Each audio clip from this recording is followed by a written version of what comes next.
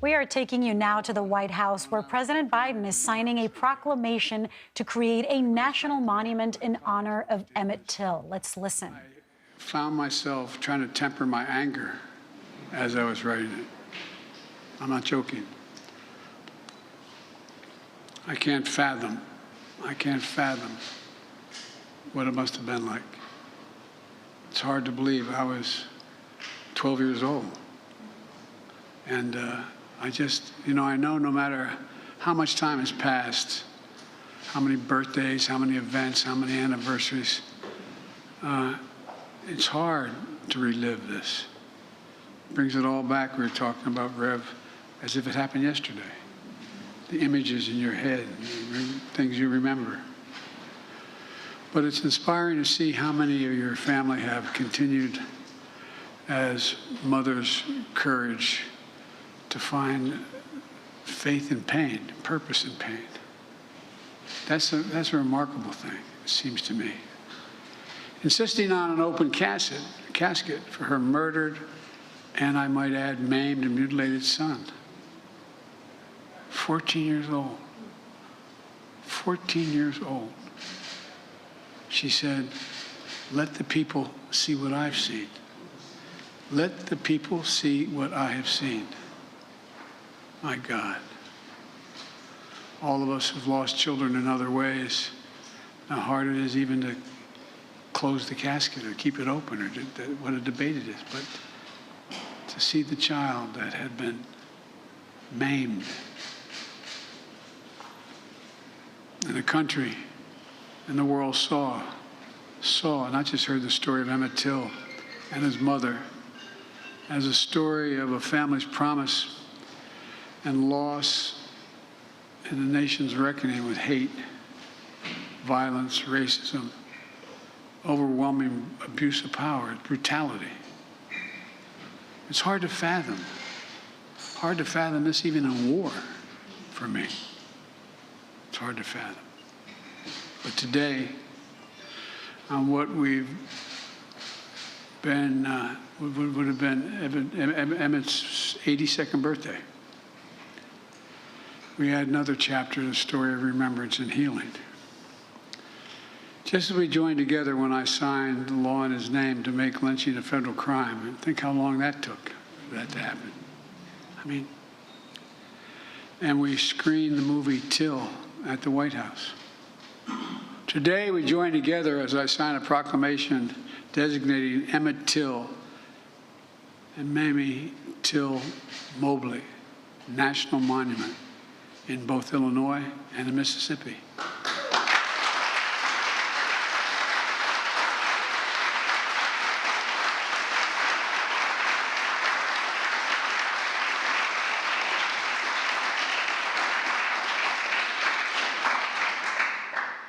When we ended lynching as a matter of law, we talked about wanting to do this, but the support from the community has been so overwhelming.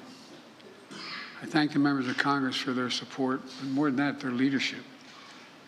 At a time when there are those who seek to ban books, bury history, we're making it clear, crystal clear.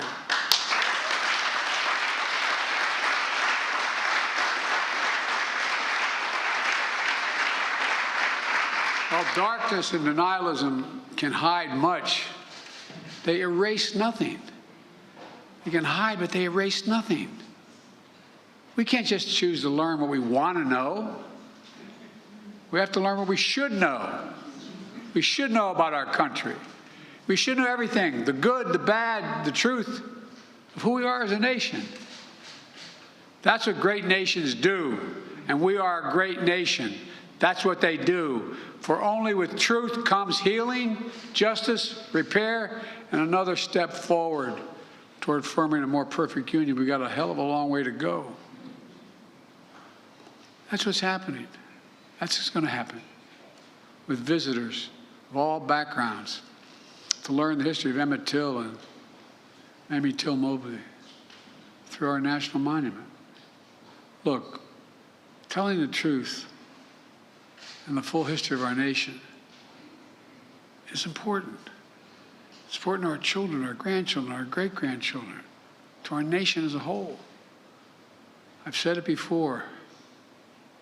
It was a lesson I learned of coming out of, not like real leaders in the civil rights movement, but I came out of the civil rights movement as a kid, as a public defender. And I used to, I used to think that you pass something that was good, you can make hate go away.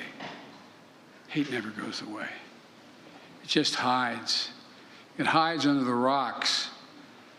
And given a little bit of oxygen by bad people, it comes roaring out again. It's up to all of us to deal with that. Up to all of us to stop it. Up to all of us. The best way to do this is with the truth. It's used in a different context, but I think it applies here. Silence is complicity. I will not be silent, nor will you be silent about what happened.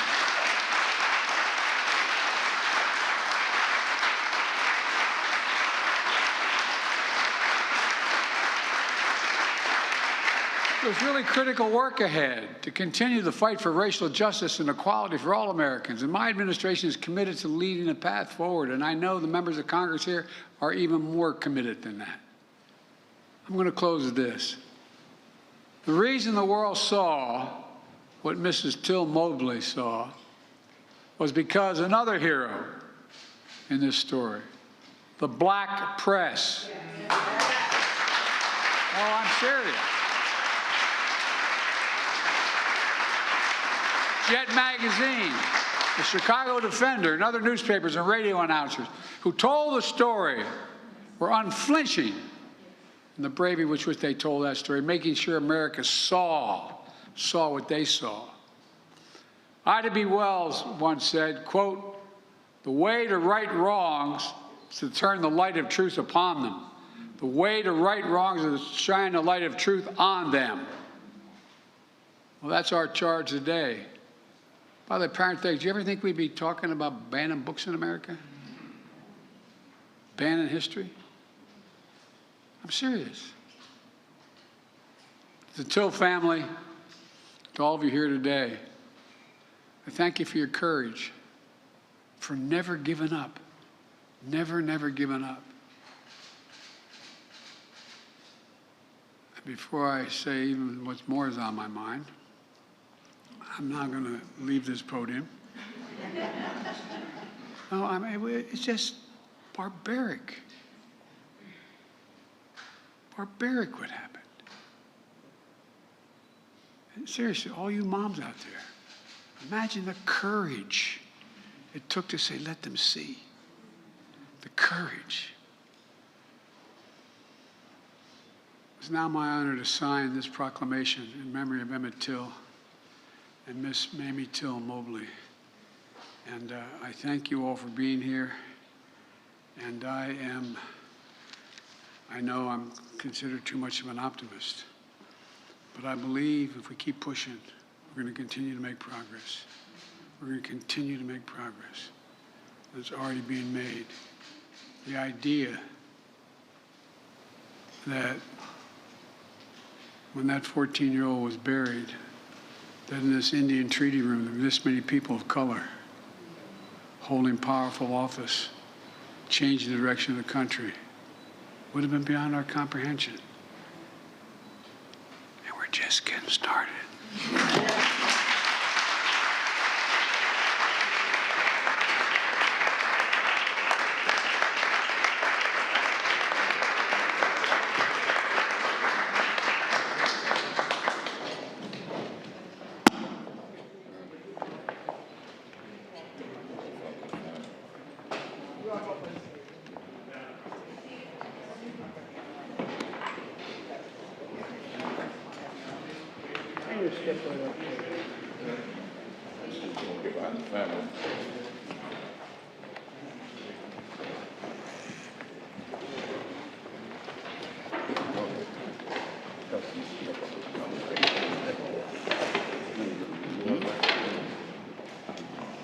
I get to be right up front.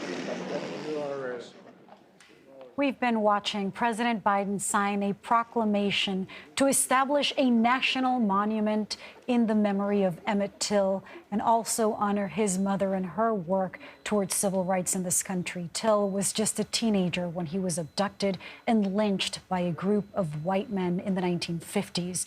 The incident helped spark what became one of the most important moments in the history of the civil rights, as his mother opened up the possibility and showed the country what her son looked like with an open casket. There is the president signing this proclamation with a series of monuments to honor them both.